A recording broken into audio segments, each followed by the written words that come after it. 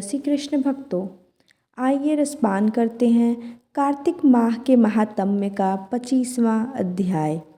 सुना प्रश्न ऋषियों का और बोले सूत जी ज्ञानी। 25वां अध्याय में सुनो श्री हरि की वाणी। तीर्थ में दान और व्रत आदि सत्कर्म करने से मनुष्य के पाप नष्ट हो जाते हैं, परंतु तू तो प्रेत के शरीर में है, अतः उन कर्मों को करने की अधिकारिणी नहीं है। इसलिए मैंने जन्म से लेकर अब तक जो कार्तिक का व्रत किया है, उसके पुण्य का आधा भाग मैं तुझे देता हूँ। तू उसी से सद्गति को प्राप्त हो जा। इस प्रकार कहकर धर्मदत्त ने द्वादशाक्षर मंत्र का श्रवण कराते हुए तुलसी मिश्रित जल से ज्यों ही उसका अभिषेक किया, त्यों ही वह प्रेत योनि से मुक्त हो प्रज्वलित अग्निशिखा के समान तेजस्विनी एवं दिव्य रूप धारिणी देवी हो गई और सौंदर्य में लक्ष्मी जी की समानता करने लगी।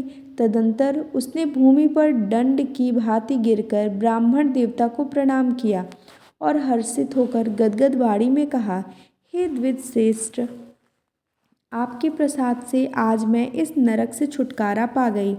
मैं तो पाप के समुद्र में डूब रही थी और आप मेरे लिए नौका के समान हो गए।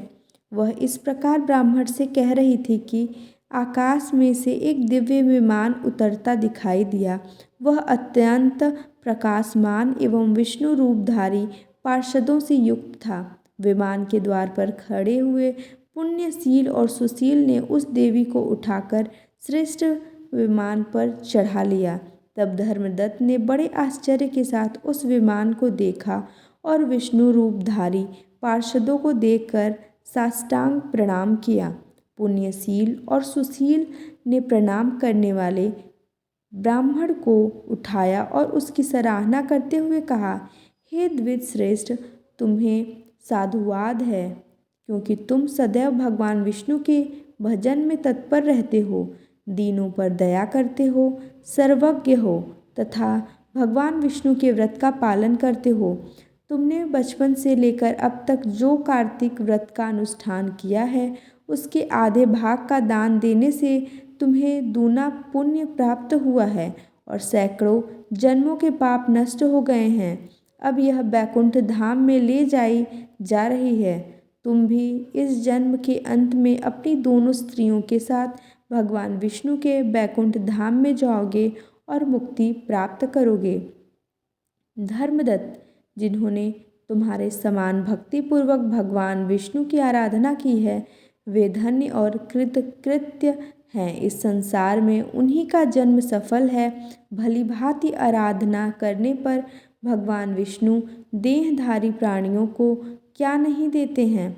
उन्होंने ही उत्तानपाद के पुत्र को पूर्व काल में ध्रुवपद पर स्थापित किया था। उनके नामों का स्मरण करने मात्र से समस्त जीव सद्गति को प्राप्त होते हैं। पूर्व काल में ग्राहग्रस्त गजराज उन्हीं के नामों का स्मरण करने से मुक्त हुआ था। तुमने जन्म से लेकर जो भगवान विष्णु को संतुष्ट करने वाले कार्तिक व्रत का अनुष्ठान किया है, उससे बढ़कर न यज्ञ है, न दान और न ही तीर्थ है। विप्रवर, तुम धन्य हो, क्योंकि तुमने जगत गुरु भगवान विष्णु को प्रसन्न करने वाला कार्तिक व्रत किया है, जिसके आधे भाग के फल को पाकर यह स्त्री हमारे साथ भगवान लोक को जा रही है। इस प्रकार से कार्तिक माह के महात्म्य का 25वां अध्याय समाप्त होता है। जय श्री कृष्ण। आइए अब रसपान करते हैं तुलसी जी के चालीसा का। श्री तुलसी महारानी करो विनय सिरनाय, जो मम हो संकट विकट दीजय मात नसाय। नमो नमो तुलसी महारानी, महिमा अमित न जाय बखानी। दियो विष्णु तुमको सन्माना, जग में छायो सुयस महाना। विष्णु प्रिया जय जयति भवानी, तिहु लोक की हो सुख खानी। भगवत पूजा कर जो कोई, बिना तुम्हारे सफल न होई, जिन घर तब नहीं होय निवासा, उस पर करहि विष्णु नहीं बासा। करे सदा जो तब नित्य सुमिरन, तेहि के काज होय सब पूरन। कार्तिक मास महात्म तुम्हारा, ताको जानत सब संसारा। तब पूजन जो करे कुंवारी, पावे सुंदर वर सुकुमारी। कर जो पूजा नित्य प्रति नारी, सुख संपत्ति से होए सुखारी।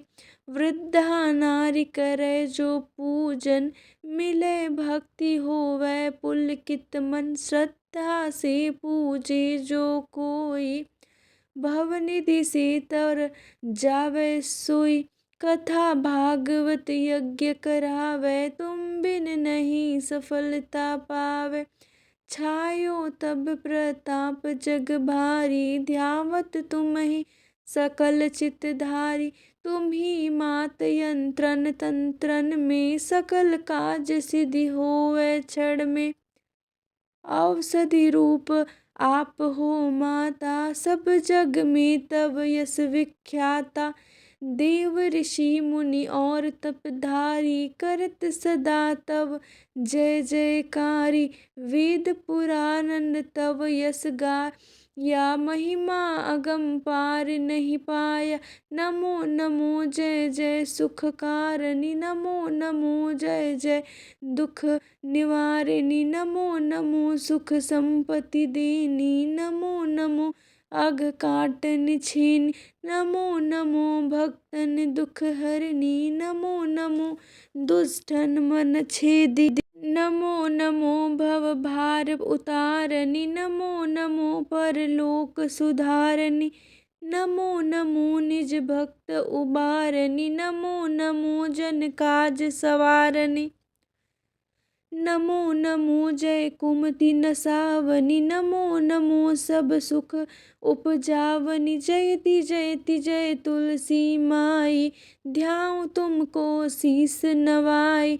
निज जन जानी मोहि अपनाओ, बिगड़े कारज आप बनाओ। करूँ विनय मैं मात तुम्हारी, पूर्ण आशा करहु हमारी। शरण चरण कर जोरी मनाऊँ, निस दिन तेरे ही गुण गाऊँ। करहु मात यह सब मुँह पर दया, निर्मल होय सकल मम काया। मांगु मात यह वर दीजै, सकल मनोरथ पूर्ण कीजै।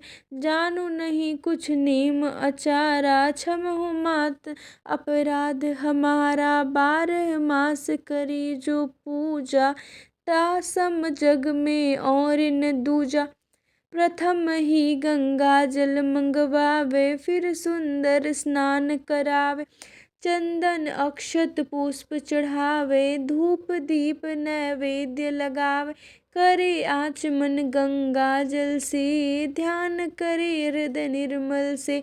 पाठ करे फिर चालीसा की, स्तुति करे मात तुलसी की। यह विधि पूजा करे हमेशा, ताकि तन नहीं रही कलेशा। करे मास कार्तिक का साधन, सोए नित्र पवित्र सिद्ध हुई जाहि। है यह कथा महासुखदाई, पढ़े सुने सो भव तर जाई। यह श्री तुलसी चालीसा पाठ करे जो कोय, गोविंद सो फल पावहि जो मन इच्छा होय। जय श्री कृष्ण।